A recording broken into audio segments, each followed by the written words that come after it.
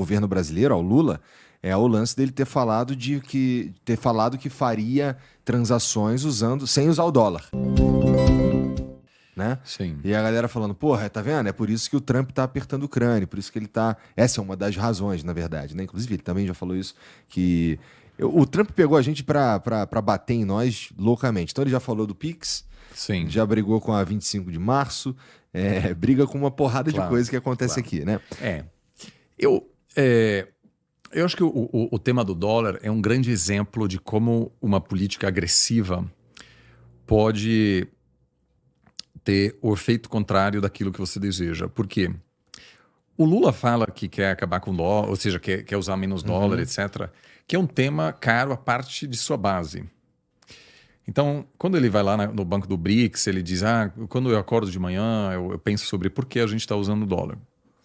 Mas na prática, o Brasil não está fazendo o esforço concreto de reduzir a relevância do dólar, em parte porque a elite econômica brasileira não quer uma outra moeda. Se você pergunta o agro brasileiro, dizer, você quer ser pago em, sei lá, outra coisa? Não, o dólar é relevante por um motivo também. Ele dá segurança, previsibilidade às pessoas que utilizam o dólar.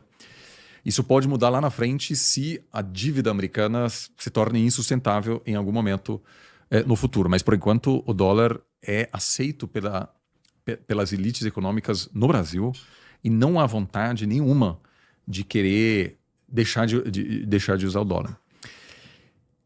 E eu, por exemplo, se você me pergunta assim, antes do Trump se eleger, faz sentido o Brasil investir pesadamente numa moeda BRICS? Eu diria de jeito nenhum. Acho que não vai funcionar, em parte porque a Índia e a China jamais vão aceitar uma moeda que, de alguma forma, esteja limitando sua própria autonomia monetária, por exemplo. Não vão querer isso. Então, não existe isso. Agora... Tu diria que o euro foi um erro?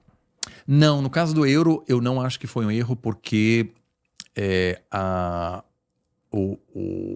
união monetária me parece fundamental para que os países pensassem de forma conjunta e começassem a agir como um bloco, já que no mundo de grandes potências, nenhum país europeu possui o peso suficiente para ser um player relevante. Entendi. Então, você ter uma união monetária é algo positivo e é algo que eu acho que reduz o risco de conflito entre países europeus que participam desse arranjo. Então, nesse caso completamente diferente do BRICS. sim. A Índia será uma grande potência do século XXI e não precisa compartilhar uma moeda com a China.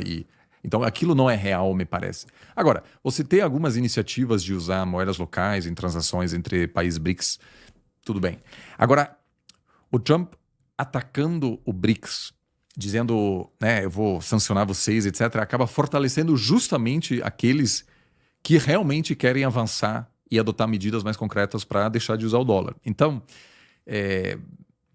quando o Trump... nenhum presidente antes atacou o BRICS. E, ao meu ver, do ponto de vista americano, não faz sentido você atacar esses países, porque ao atacar esse grupo, você cria um elemento adicional de união, de coesão, porque, de repente, nós temos algo em comum. Todos nós estamos sendo atacados pelo Trump.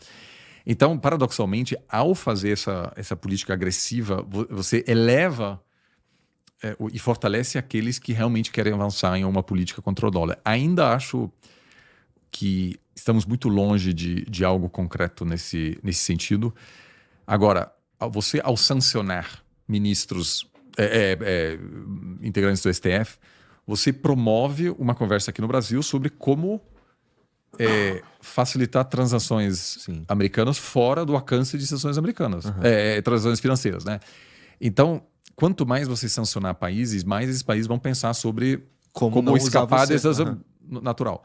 Com o Pix, eu realmente... Eu acho uma coisa assim... Eu adoro morar nos Estados Unidos, acho uma sociedade muito interessante, assim, que Mas não tem Pix. Acredita profundamente... E isso aí tem uma coisa muito engraçada nos Estados Unidos que mostra que, assim, o Pix realmente é sensacional. Tá.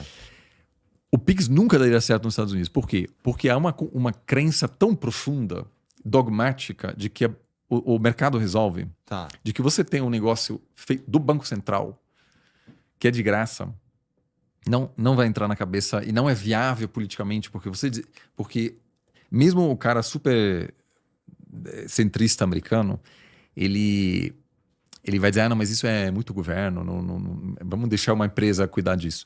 E aí, obviamente, a empresa vai querer se beneficiar disso, Claro. como o Mastercard, etc., estão fazendo. Então, é um caso interessante. Eu, por exemplo, acho que em alguns casos é bom o Estado fazer certas coisas. Nesse caso, por exemplo, eu acho que faz muito sentido. Em outros, não. Né? Ou seja, mas nos Estados Unidos, eu acho que não vai ter PIX. Ou vai ter PIX e alguma empresa vai cobrar. Né? Ou seja, pior para o consumidor. Eu acho que pode até ser que algum lobista conversou com o Trump sobre isso. Eu não acho que seja assim um plano secreto de acabar com o PIX, etc.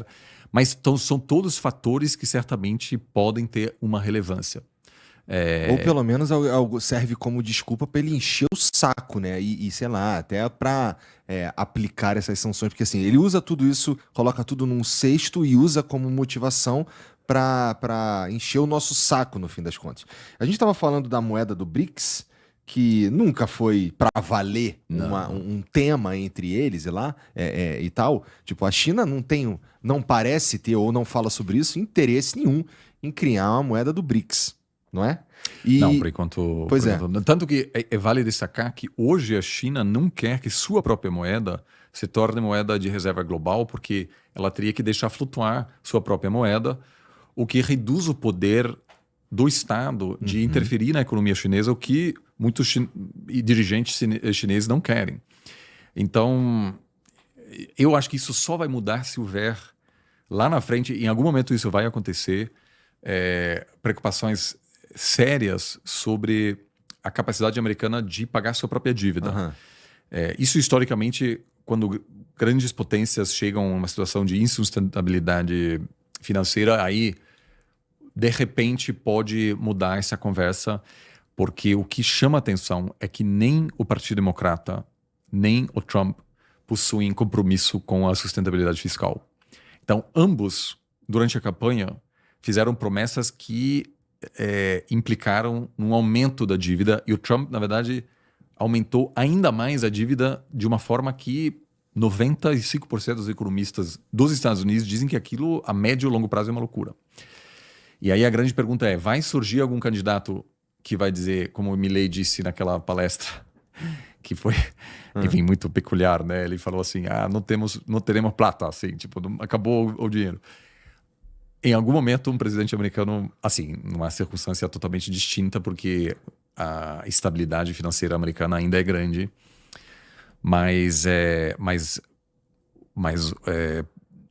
será preciso, em algum momento, fazer um reajuste que vai ser muito doloroso e politicamente pouco popular. O BRICS, primeiro, o BRICS tem conseguido manter a sua razão de ser desde a sua origem, até porque agora o BRICS não é mais BRICS, é BRICS+. Tem muitos países, né, que fazem parte do BRICS. E ele, na tua opinião, ele é de fato um bloco, se é que pode ser chamado assim, de verdadeira relevância, no sentido de ele realmente precisava existir? Porque já ouvi de uma galera falando, o BRICS não tem um propósito tão claro ou tão forte quanto, por exemplo, a União Europeia. O BRICS ele poderia não existir. Eu acho que a verdade está no meu termo, ou seja, o BRICS é relevante, eu sempre fui defensor disso, porque o Brasil precisa se adaptar ao mundo muito menos centrado nos Estados Unidos. E esse mundo já se tornou realidade. Né? Isso não é uma manifestação pró-americana ou contra-americana, é simplesmente fato de que hoje há um deslocamento de poder para a Ásia, o Brasil não sabe o suficiente sobre a Ásia, e reuniões regulares entre presidentes e ministros com esses países, empresários e universidades com esses países são importantes para que a gente possa pensar sobre como se relacionar com esses países. Né? O conhecimento brasileiro sobre China já aumentou muito. Em 2009, tinha pouquíssimos sinólogos, cara. Não tinha diplomata brasileiro. Tinha pouquíssimos diplomatas brasileiros que falavam chinês. E era o principal parceiro comercial do Brasil. Então havia uma necessidade tremenda de se adaptar a essa nova realidade. Porque a China se tornou o principal parceiro comercial uma questão de pouquíssimos anos. Então não havia curso em sinologia nas faculdades brasileiras, você não tinha assessor de CEOs de empresas brasileiras para entender o mercado chinês. Isso agora mudou. O BRICS ajudou nesse processo. Isso não quer dizer que o Brasil deve estar alinhado com o país do BRICS. Sempre, em tudo. Eu, por exemplo, eu critiquei muito já, e continuo sendo extremamente crítico em relação à invasão russa à Ucrânia. Aham. Mas eu acho que temos que aprender mais sobre a Rússia. Porque o agro compra fertilizante russo. Ou seja, não é um argumento ideológico, é simplesmente ser pragmático. Na geopolítica é acima de tudo isso. Então, se encontrar regularmente com políticos russos, chineses e agora indianos, que a Índia será lá na frente um baita parceiro do Brasil, e já faz sentido. Não A tem principal atividade econômica lá na Índia é o quê? É tecnologia? Tem muita tecnologia, ainda é um país agrícola também, ou seja, tem uma agricultura ainda pouquíssimo eficiente, mas pode se tornar, por exemplo, um cliente de tecnologia agrícola brasileira. Tá. Mas sim, no âmbito tecnológico, um país que avançou muito mais do que o Brasil. Bom, posaram coisa na Lua, né, cara? Sim, é um país, mas que ainda, diferentemente do Brasil, por exemplo, é majoritariamente rural ainda, né? Ou seja, vai passar por um processo de urbanização com muita demanda de commodities que o Brasil, inclusive, pode oferecer. Ou seja, um parceiro importante. A gente sabe muito pouco sobre a Índia. Então, ter uma reunião regular com o governo indiano, receber mais delegações empresariais indianas, mandar mais estudantes brasileiros para a Índia, é fundamental. Né? Então, assim, nesse quesito o BRICS é importante. Entendi. Agora, o BRICS nunca vai se tornar uma União Europeia, nunca vai se tornar uma OTAN, nunca vai se tornar um bloco comercial.